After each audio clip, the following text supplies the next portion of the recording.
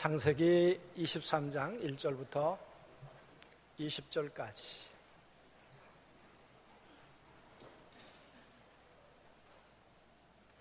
사라가 127세를 살았으니 이것이 곧 사라의 누린 횟수라.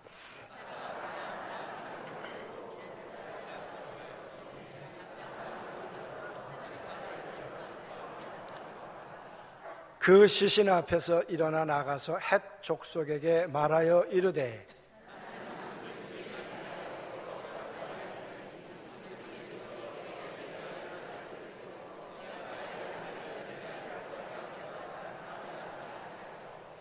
헷 족속이 아브라함에게 대답하여 이르되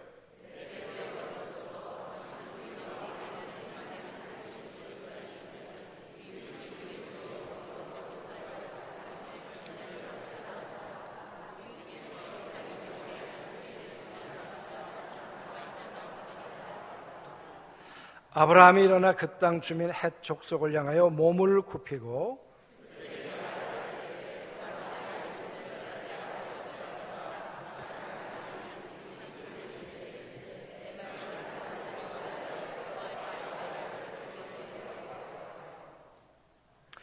그가 그의 밭머리에 있는 그의 막벨라 굴을 내게 주도록 하되 충분한 대가를 받고 그 굴을 내게 주어 당신들 중에서 매장할 소유주가 되게 하기를 원하노라 하매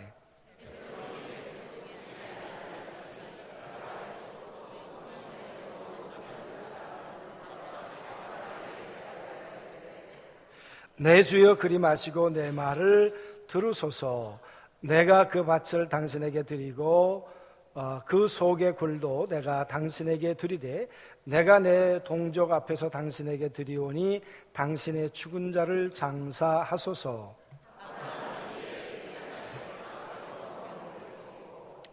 그 땅의 백성이 듣는 데서 에브론에서 말하여 이르되 당신이 합당히 여기면 청하건대 내 말을 들으시오.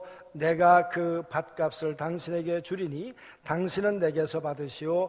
내가 나의 죽은 자를 거기 장사하겠노라. 내 주여 내 말을 들으소서. 땅값은 은 400세겔이나 그것이 나와 당신 사이에 무슨 문제가 되리까? 당신의 죽은 자를 장사하소서.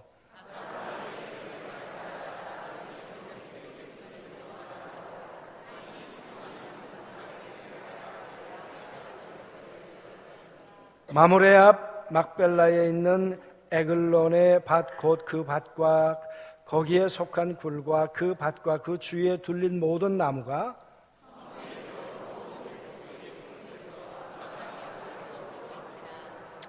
그 후에 아브라함이 그 아내 사라를 가나안 땅 마므레 앞 막벨라 밭 굴에 장사하였더라. 마므레는 곧 헤브론이라.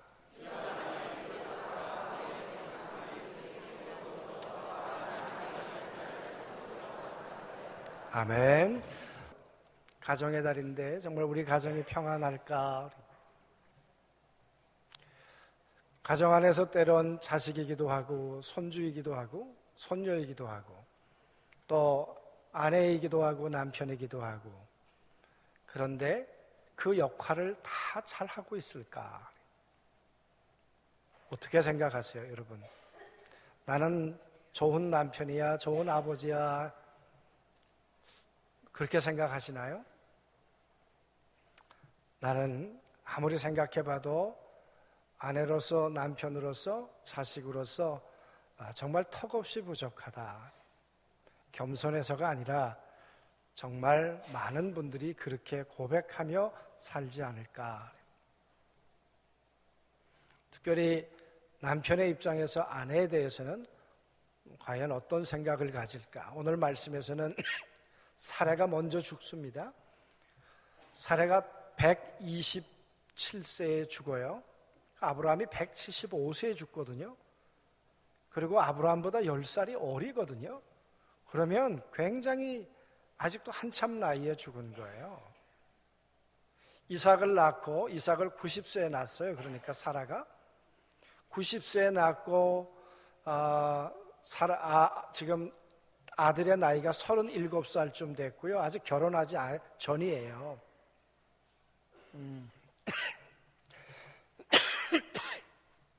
그러니까 사라가 아직은 세상을 떠날 나이가 아니고 자식 결혼하는 것도 보고 싶었을 거고 또 손주 손녀도 보고 싶었을 거고 그러지 않았겠습니까? 그랬던 사라가 왜 이렇게 일찍 죽었을까? 하나님은 왜 이렇게 일찍 데려가셨을까? 그리고 오늘 읽으면서요, 성경을 우리가 같이 참고해 보겠습니다만은 사라의 죽음에 의문이 참 많아요. 사라는 어쩌면 갑작스럽게 죽은 거예요. 왜? 장례 준비가 하나도 되지 않았어요. 사라가 죽는다는 것이 예고되었더라면 아브라함도 그렇고 자식 이삭도 준비했었을 거예요. 그러나 전혀 예측하지 못했던 일 같아요. 갑작스럽게. 그리고 죽은 장소는 어디였을까? 아브라함과 사라는 같이 살다가 죽었을까? 아니면 따로따로 살았을까? 어떻게 생각하세요? 그 나이 됐으면 황혼 떨어질 이유도 없고 그럴 텐데. 그런데 우리가 성경을 읽어보면요, 지난주에 우리가 22장을 우리가 말씀을 우리가 같이 보았습니다. 하나님께서 아브라함에게 이삭을 데리고 모리아산으로 올라가라 그랬어요. 올라갔어요, 여러분. 올라갔다가 번제로 드리려고 했지만 하나님께서 수양을 드리라고 그러시고 내려왔어요. 내려왔는데 근데 이 아브라함이 브엘세바로 가요. 아내가 있는 곳으로 가지 않고. 왜 브엘세바로 갔을까? 사라가 살고 있고 지금 죽은 것은 헤브론이에요. 헤브론과 이 브엘세바 사이는요, 수원에서 서울 가기만 한 거리예요. 그러니까 그 당시에 걸어서 다니는 거리라면, 여자가 걸어서 다녀야 할 거리라면 가까운 거리는 아니죠. 그만한 거리를 두고 지금 아브라함하고 사라하고 따로 살았다는 이야기예요. 왜 아브라함은 아내에게 못 돌아갔을까? 지은 죄가 있잖아요. 생각해 보세요. 하나님께서 이삭을 드리라고 그러는데 아내에게 상의할 수 있었겠어요? 아내에게 상의하면 믿음대로 하십시오. 그랬을까요? 응? 당신이 죽든지 내가 죽든지 둘 중에 하나 하자 그랬겠죠. 절대 내 아들 이삭은 못 죽인다 그랬겠죠. 그리고 생각해 보세요. 번제 드리러 올라갔어요. 그런데 어느 날 보니까 사라가, 생각해 보자고요. 아니, 남편도 안 보이고 자식도 안 보이고 종도 안 보여. 어디 간 거예요? 찾았을까요? 안 찾았을까요? 찾았겠죠. 그러면 갔다 오면 그거 물어볼까요? 안 물어볼까요? 그렇겠죠, 여러분. 그러면 아브라함이 갔다 와서 자기 입으로 그 얘기를 하면 사라에게 살아남을까요? 한번 생각해 보시라고요. 그 얘기를 내가 하나님이 그러셔서 내가 이삭을 데리고 가서 꽁꽁 묶어가지고 칼로 내가 죽이려고 그랬다? 그 얘기를 한다 그러면 사라가 할렐루야, 역시 당신은 믿음의 남편입니다 그랬겠냐고요. 그러니까 여러분, 무서워서라도 못 가는 거예요. 그러면 이삭이 내려왔어요. 이삭이 엄마가 정말 보고 싶었을까요? 안 보고 싶었을까요? 그렇죠. 자기가 번제단에 올려져 있을 때 제일 보고 싶은 사람은 아마 엄마였을 거예요. 그렇잖아요. 남자들 군대 가서 마지막에 불러보라고 그러면 전부 다 엄마 그러잖아요. 응? 참 심통스럽게요. 시컷 벌 주고요, 마지막에 노래 부르라고 그러는데 어머니 은혜 부르래요. 그러면요, 안 우는 남자가 없어요. 군인이 없어요. 다 울어요. 그 가슴 속에 있는 어머니, 얼마나 어머니가 보고 싶었겠어요? 만약에 이삭이 내려왔다면 내려올 때 엄마가 그래 내려올 때 아브라함이 당부했겠죠. 절대 이거는 엄마한테 얘기하지 말자. 그런데 엄마가 꼬치꼬치 물었을까요? 안 물었을까요? 그러면 그 얘기를 했을까요? 안 했을까요? 엄마들은 보면 알잖아요. 이삭의 눈빛만 보면 어떤 일이 있었는지. 이삭이 엄마 보는 순간 두 눈에 눈물이 고였을까요? 안 고였을까요? 생각을 해보자고요. 너 왜 그래? 왜? 너 왜 그런 거야? 아니야, 이건 얘기하면 안 돼. 아빠가 하지 말라고 그랬어. 엄마 하면 놀래. 그래도 얘기해봐. 뭐 내가 엄마인데. 만약에 이삭이 얘기했다고 한다면 사라가 그 얘기를 듣다가 까무러쳤을까요? 아니면 할렐루야 그랬을까요? 그 얘기 듣다가 뭐라고 얘기했을까요? 이놈의 영감태기 했을까요? 안 했을까요? 이게 제정신이야, 이 남자가? 그러니 여러분, 어떻게 헤브론으로 와요? 브엘세바로 도망가 있어야지. 22장과 23장은요 20년의 세월이 흘렀어요. 그러니까 이삭의 나이가 37살쯤 되었을 때예요. 20년이라는 세월이 흘렀는데도 아직 사라의 가슴은 이 진정이 되지 않은 거예요. 진정이 되지 않은 거예요. 아브라함이 사라를 찾아가려니 아직도 두려운 거고요. 사라가 아브라함에 가기도 아직도 해결이 안 된 것 같아요. 그러니까 브엘세바에서 살고 헤브론에서 살고. 그런데 헤브론에서 오늘 보니까 죽었어요.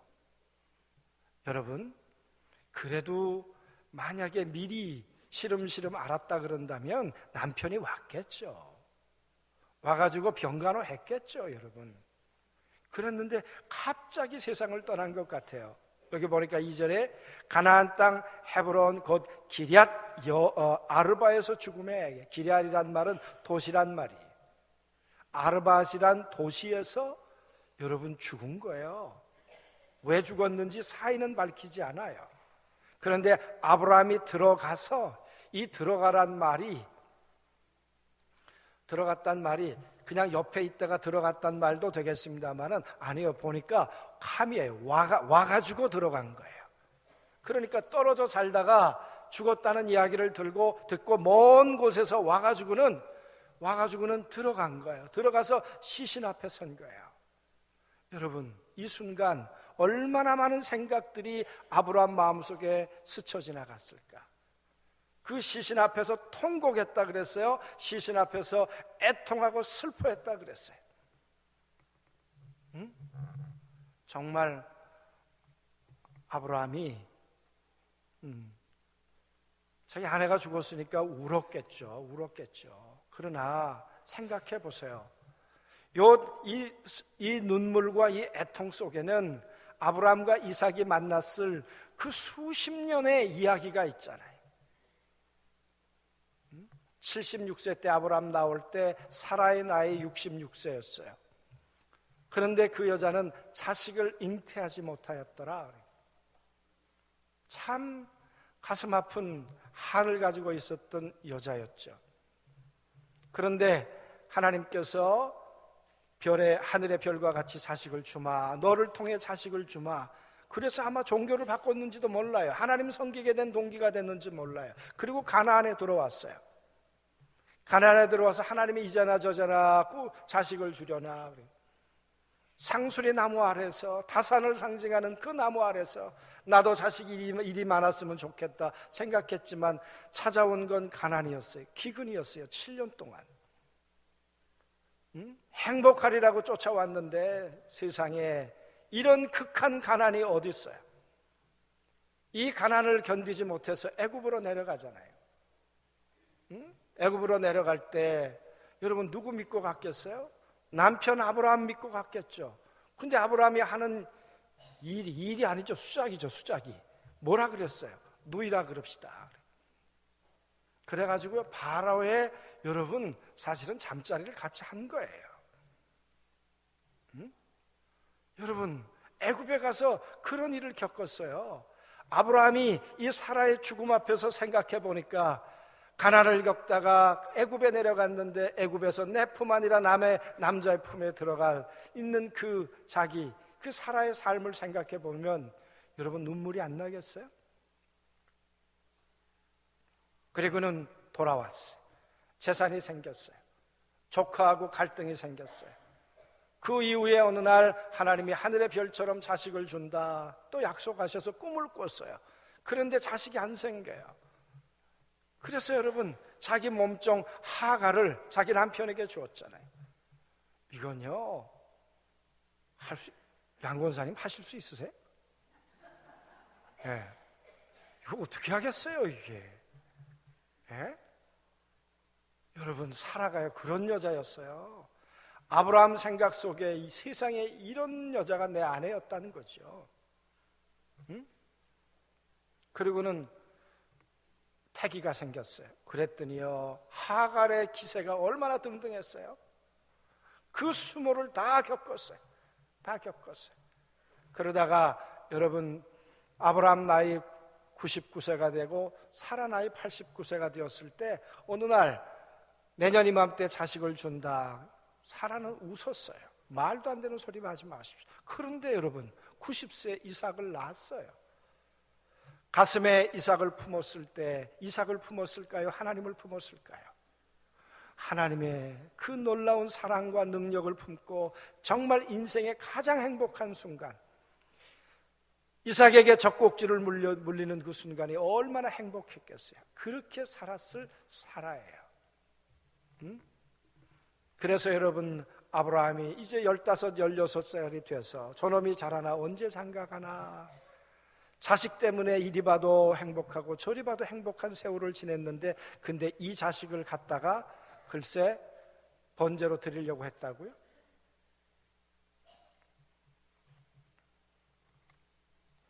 전에 제가 얘기했지만 글쎄 저희 집사람하고 저기 홍올리에 숯가마 갔잖아요. 그랬더니 숯가마 갔더니 웬 여자가 와가지고요 고구마 제가 굽고 있는데 저한테 그러는 거예요. 고구마 하나 주면 안 잡아 먹지 그러잖아요. 그래가지고 제가 우리 집사람한테 들어와서 그랬죠. 여보 고구마 하나 주면 안 잡아 먹는데 웬 아줌마가 그러더라 그랬더니 잡아 먹히지. 제가 고구마보다 못한 존재예요. 여러분 사라가 뭐라 그랬겠어요? 당신이 죽어야지 어떻게 이삭이 죽냐 그 말이에요. 이삭이 죽냐 그 말이에요. 응? 그랬겠죠 여러분. 응? 그랬던 사례 그 자식. 그러나 아브라함은 미안하기는 했겠지만 솔직히 생각해 보십시오.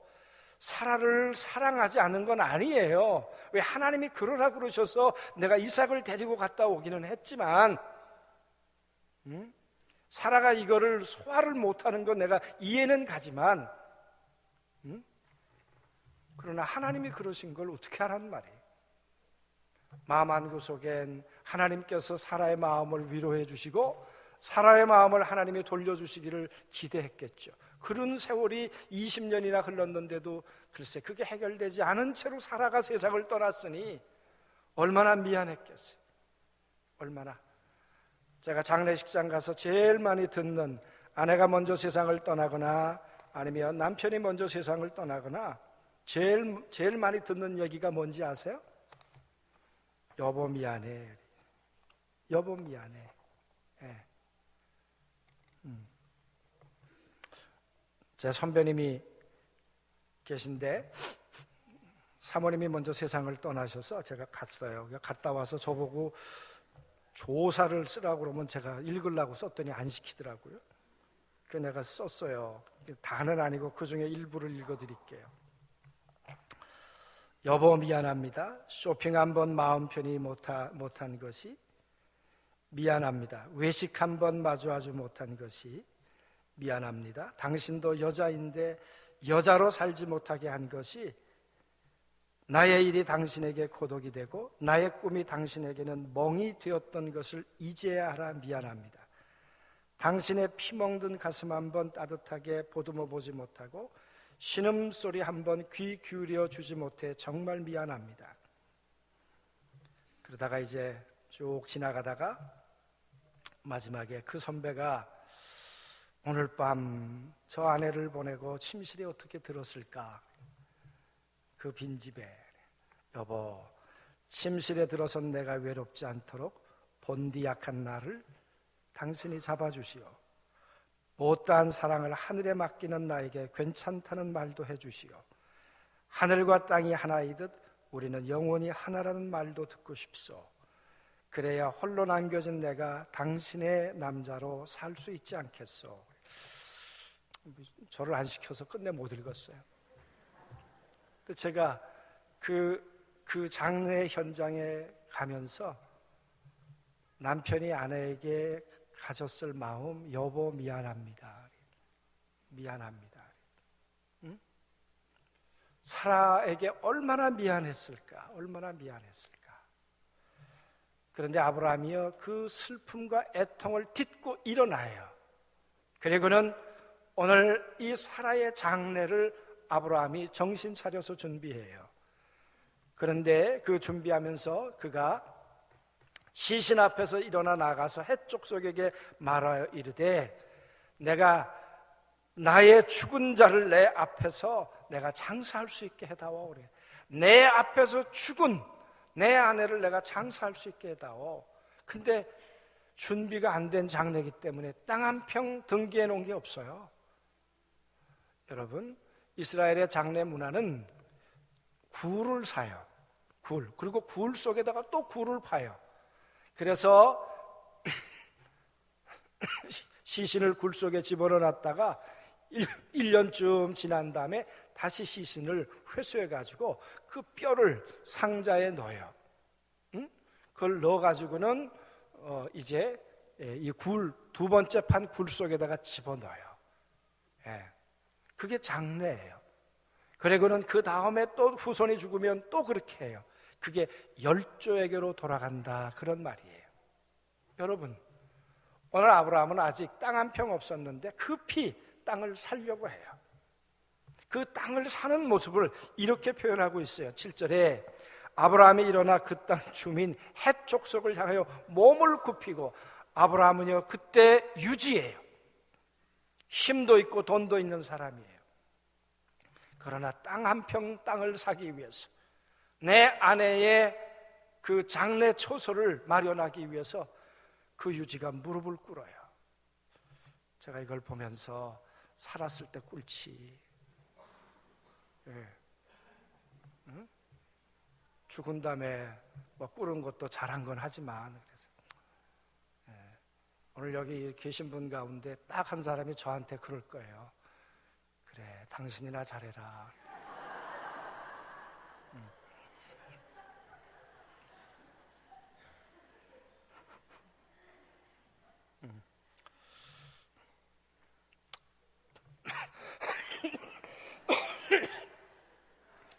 이 남자가 어쨌거나 무릎을 꿇었어요. 아내를 위해서 땅 사기 위해서 무릎을 꿇어요. 저는 이 모습이 정말 자기가 미안했던 감정을 벗어나서 자기 아내에게 최고의 장례를 준비하고 있는 이 남편의 모습을 보여주고 있다고 생각이 들어요. 무릎을 꿇어서라도 내가 이 땅을 사야 되겠다. 그리고 9절에 보면 이렇게 말해요. 그가 그의 발머리에 있는 그의 막벨라 굴을 내게 주도록 하되 충분한 대가를 받으시오. 그래. 내가 돈을 아낌없이 줄 테니까 당신 충분한 대가를 달라고 하십시오. 그래. 그러면서 여러분, 그 땅을 사는데 400세겔이에요. 여러분, 오늘날로 말하면 400세겔이면요 8천만 원 정도 돼요. 아니, 그 굴 하나 사는데 밭 달린 거? 그거 사는데 무슨 8천만 원씩 줘요. 그렇잖아요, 그죠? 그러니까 엄청난 돈을 주고, 아낌없이 돈을 주고 이 막벨라 굴을 아내를 위해서 오늘 남편이 사고 있는 거예요. 또 누가 그럴 거예요. 살았을 때 잘해라. 그래. 죽은 다음에 8천만 원 드리면 뭐하냐? 살았을 때 80만 원짜리 옷 한 벌 사줘라. 그래.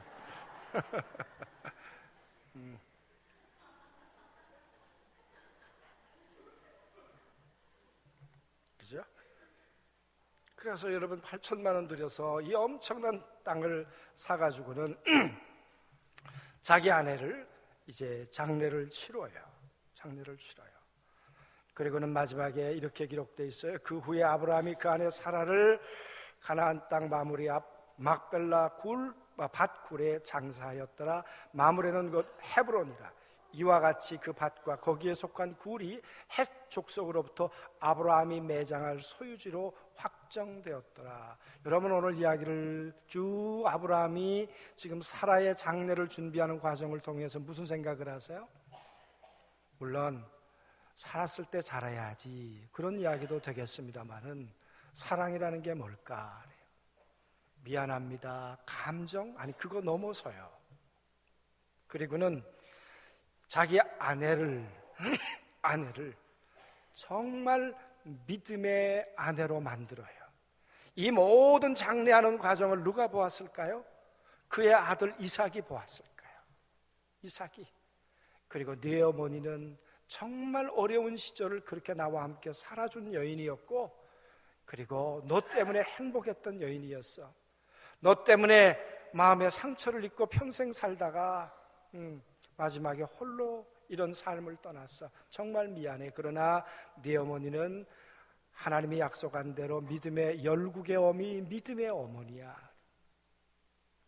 그래서 어쩌면 아내를 위해서 그 무덤을 살 수도 있었겠지만 자기 자식을 위해서도 무덤을 살 수도 있었을 거예요.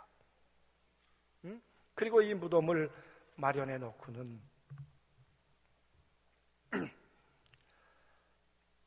이삭에게 내 어머니 잊지 않았으면 좋겠다, 그런 이야기 하지 않았을까요? 그 엄청난 돈을 주고 아버지가 무릎을 꿇는 거를 이삭이 아마 다 보았다면, 다 들었겠죠. 그렇다면 이 땅 떠나고 난 다음에 자기 어머니의 존재를 이삭이 잊어버릴 수 있었겠는가, 그 말이에요. 사랑이 뭐예요? 기억해 주는 것이고 기념해 주는 것이에요. 아멘. 그 수고에 대해서 잊지 않고 할 수 있는 보상을 해주는 것이고요. 그래서 여러분, 그냥 왜 죽었는지 모르지 않아요. 아마 화병 때문에 죽었을런지 모르죠. 어쩌면 고독사했을런지 모르죠. 점점 그렇대요. 영국에는요, 장관이 생겼는데 고독을 해결하는 장관이 생겼더라고요. 앞으로 점점 이제는 인간의 문제가 고독의 문제래요. 나이 드실수록 고독의 문제예요.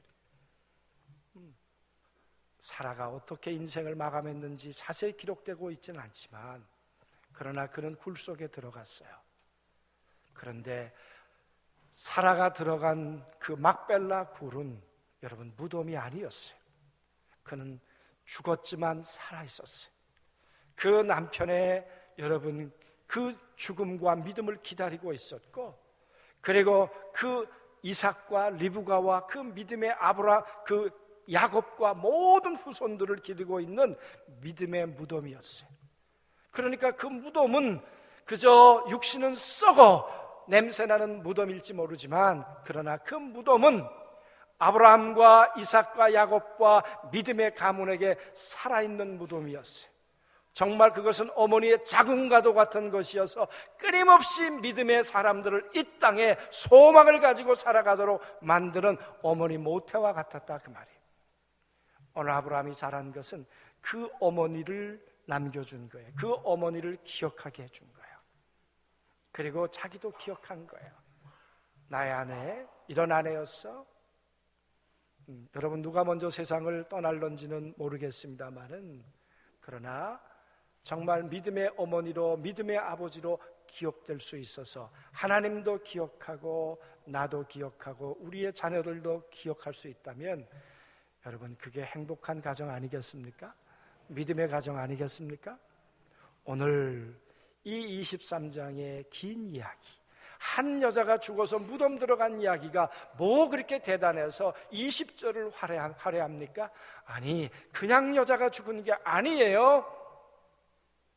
아브라함과 이삭과 앞으로 다윗과 그 믿음의 후손들이 살아날 그 믿음의 마중물이, 믿음의 씨가 여기 묻혀 있는 것이에요. 그러므로 여러분, 하나님과 함께 살았던 이 여인의 삶은 덧없이 이 땅에서 그냥 산화된 것이 아니라 아브라함에게 기억되고 자식들에게 기억되고 믿음의 이스라엘 백성들에게 기억되는, 영원히 기억되는 그런 삶이요 무덤이었어요. 우리의 삶도 그럴 수 있게 되기를 원합니다. 여러분, 그 배후에 하나님이 계셨어요. 만약에 아브라함과 사라의 삶에 하나님이 없었다면 막벨라 굴이 무슨 의미가 있었겠어요? 이삭이, 하나님 없는 이삭의 삶이 무슨 의미가 있었겠어요? 그 가정의 주인이 하나님이 돼 주셨기 때문에 하나님도 기억하는 사람이 되었고 아브라함도 기억하는 사람이 되었어요. 사랑의 하나님도 기억해 주는 것이고요, 아브라함도 우리를 위해서 아내를 기억해 주고 기념해 주고, 할렐루야, 아멘. 우리의 생에 이제 무덤에 들어가는 날이 언제가 될런지 모르지만 떠나고 난 다음에 믿음으로 살았던 사람들, 그래서 사랑하는 사람들에게 기억으로 남겨주는 그런 무덤, 그런 삶이 우리 모든 성도들의 삶이 되실 수 있게 되길 주의 이름으로 축원합니다. 아멘.